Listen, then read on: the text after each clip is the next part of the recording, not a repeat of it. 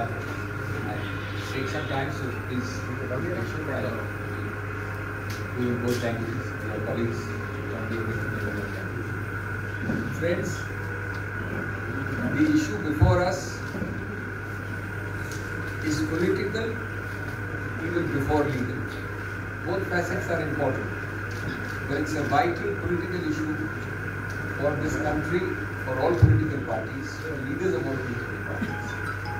It is a political issue because it signifies the systematic, repetitive emasculation of democratic institutions by the ruling party. It signifies the strangulation of democracy itself. We know that defamation is an exception to free speech. But over the last several years, we have had repeated examples of unthinkable assaults on freedom of speech, more importantly, on freedom after speech.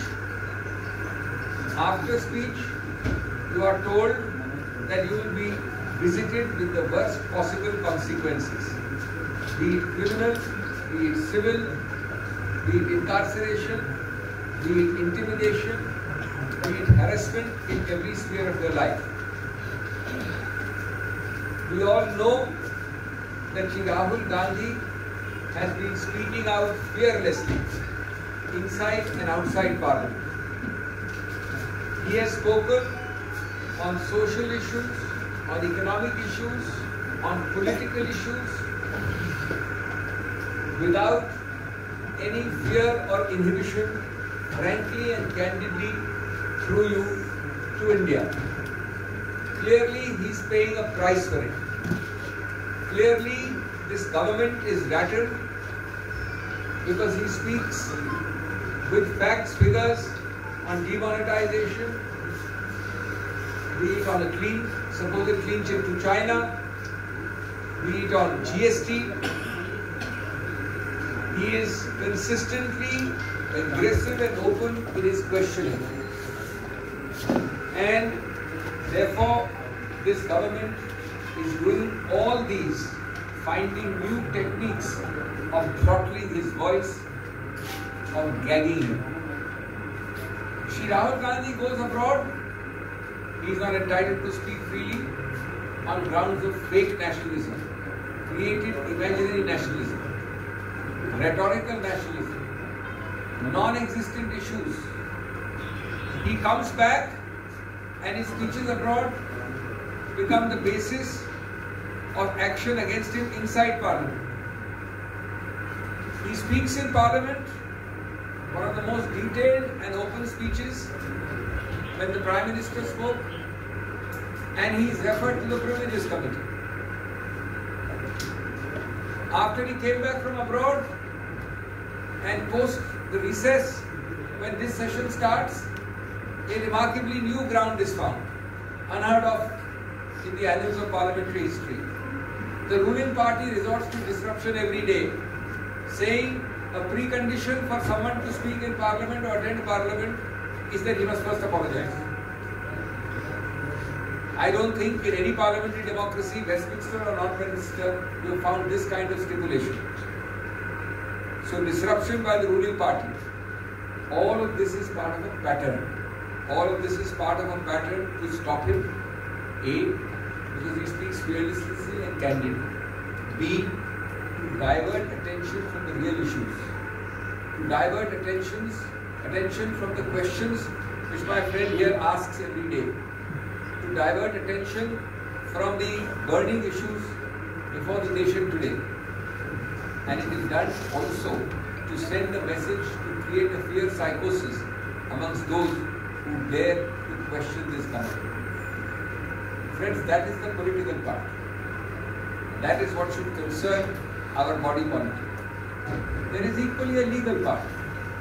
I have shared some of that with you yesterday.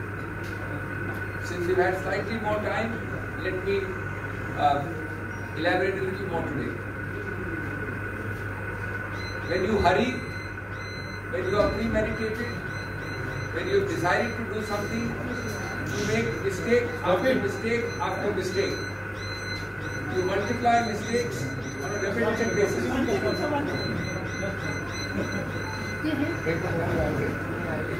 Take for example, the alacrity with which you are moving. Within 24 hours, you are moving with amazing alacrity. I need to remind you that a few months ago, in a case of another political leader from Uttar Pradesh, belonging to the leading party in that state, the Supreme Court, quote unquote, when an immediate by-election was sought to be announced post-disqualification of that person because of conviction, immediately, without waiting for that person to exhaust the legal remedies available, the Supreme Court in that case not only deferred the by-election, but then added, look with what alacrity have you proceeded. This is yet another example. But it gets curiouser and curiouser. As I told you yesterday, there is a provision created in law specifically called 202, which says, if allegedly I commit a defamatory offence in place X, in this case Kolar, Karnataka, and if somebody chooses to sue me in Gujarat or Bihar, as in this case Surat, then the magistrate before whom a complaint is filed is mandatorily, I repeat, mandatorily obliged to conduct a preliminary inquiry as to whether he has jurisdiction to start and initiate the proceeding. He has to call for a report either himself or through the police or through agencies. To the best of our knowledge, this point is taken by Shri Gandhi's lawyers, noted in the judgment, and not decided. Admittedly, no inquiry is conducted because there is a tearing hurry to go ahead in a place which might well be without any jurisdiction at all, namely Surat, Gujarat. As I said, it gets curiouser and curiouser. I mentioned another example yesterday. I have the dates now. Let me walk you through it. The complaint is filed approximately in April 2019. I think the exact date is April 16, 2019 at Surat. The magistrate is one Mr. Dave. On 2021, Mr. Rahul Gandhi, in 2021 year, 2 years later in June, appears in the court to record his statement in person. Shri Rahul Gandhi appears in that court. In March 22, that is 3 years after the complaint is filed, and 1 year after Shri Rahul Gandhi appeared there, the complainant files an application against someone Rahul Gandhi. When that application is rejected, possibly by a firm magistrate, obviously he had been called, he had come a second time, you cannot harass people to come again and again, he rejects it. At that point, the complainant rushes to the High Court and gets a stay of his own complaint. The High Court grants that stay on 7th of March 2022. So I file a complaint, I seek a stay of my own complaint. Perhaps days are not auspicious, the climate is not ecologically suitable. Now this same complainant, after a hiatus of 11 months, when he has no interest in his own complaint, suddenly wakes up and goes on 16th February this year, seeking a vacation of the same stay which he himself obtained. And I quote, he pleads, and you must all read between the lines. We will of course take all this in the we have legal records. Quote, he says, sufficient evidence has come on record of the trial court and the pendency of the present matter delays the trial. Pendency of what matter? His own High Court petition. He says he is delaying his own trial. So he says, please vacate. Now, sentences, though sufficient evidence has come on record, no new evidence has come on record, actually. The High Court vacates the stay, the man rushes back to the trial court, and we get this judgment. Meanwhile, the magistrate is changed. We were not born yesterday, neither you nor me. Chit bhi apni, pat bhi apni. There are many more disturbing features about this case. There is a point which we may or may not take. I am not saying that everything Rahul Gandhi needs to take because he is fearless, he knows in his conscience, he has full reliance on the law. But there is a debatable issue. I am only flagging the issue, which I did not mention yesterday. That though the conviction is by a court, in Rahul Gandhi's case, the disqualification under Article 103 of the Constitution has to be by the President of India. And under 103, the President of India has to first, before disqualifying Sri Rahul Gandhi, take an opinion, a recommendation from the Election Commission. Admittedly, it is not done. In the interest of fairness and completeness, I will let you know also that in a case called Lok Prahari, the Supreme Court has noted the argument of the Election Commission, which says, the Election Commission says, the Supreme Court does not so hold, that we do not need to go to the President with a recommendation because this is a court conviction. The President has no role in a court conviction. Though this point is noted by the Supreme Court in the Lok Prahari case, it is not decided.